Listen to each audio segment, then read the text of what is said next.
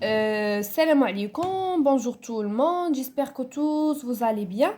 Bon, aujourd'hui, je vais dédier cette séance à l'explication des écarts de conversion des actifs et passifs.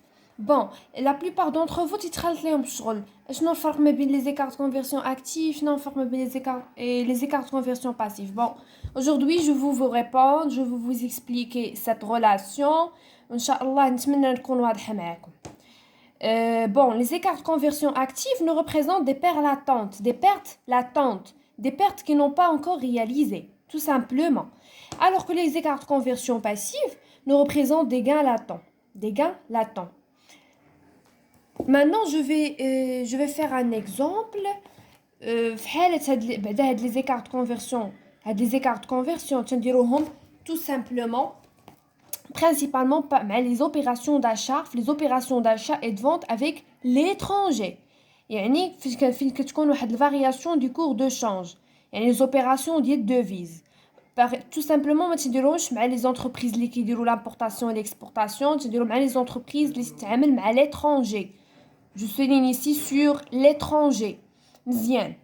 Par exemple, pour simplifier les choses, ناخذوا مثال exemple ديال créance client et l'exemple ديال les dettes bailleurs de fonds, c'est-à-dire les banques, principalement les banques. Par exemple, créance client, انا عندي واحد l'entreprise هنا au Maroc et je fais des ventes à un client à l'étranger. يعني انا كنبيع واحد الكليون في l'étranger, tout simplement. فاش بعت ليه le taux de variation, le taux de change كان 1 اورو تيمثل لينا 10 دراهم.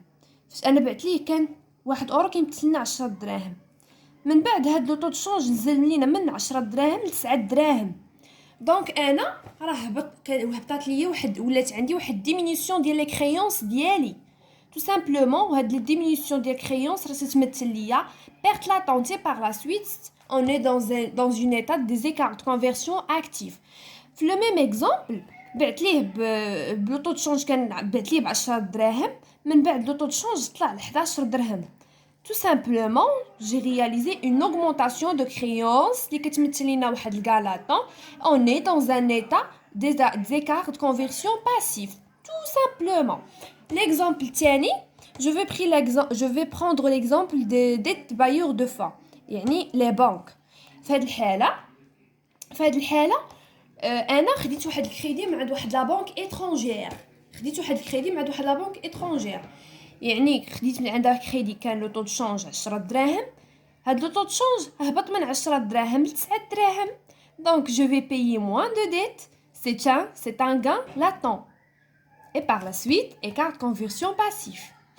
Le même exemple, خديت من عندها كريدي واحد لا ديت auprès de la banque ب 10 درهم pardon. هاد 10 درهم طلعت من 10 درهم ل 11 درهم. Bon, je vais payer plus de dettes. Donc هنا كاين عندي واحد perte latente, plus de dettes. Et par la suite, je suis dans un état de conversion actif. Et ملي تيكون عندنا les pertes latentes selon le principe de prudence اللي تيقول لنا بلي les charges sont probables alors que les produits sont sûrs et certains. ضروري ما كنديروا واحد الكونطابيليزاسيون, كنديروا واحد البريفيزيون. ضروري ما نكونطابيليزيو l'opération par l'opération de provision, pardon. Et voilà, la vidéo est terminée. J'espère que j'aurai très clair avec vous.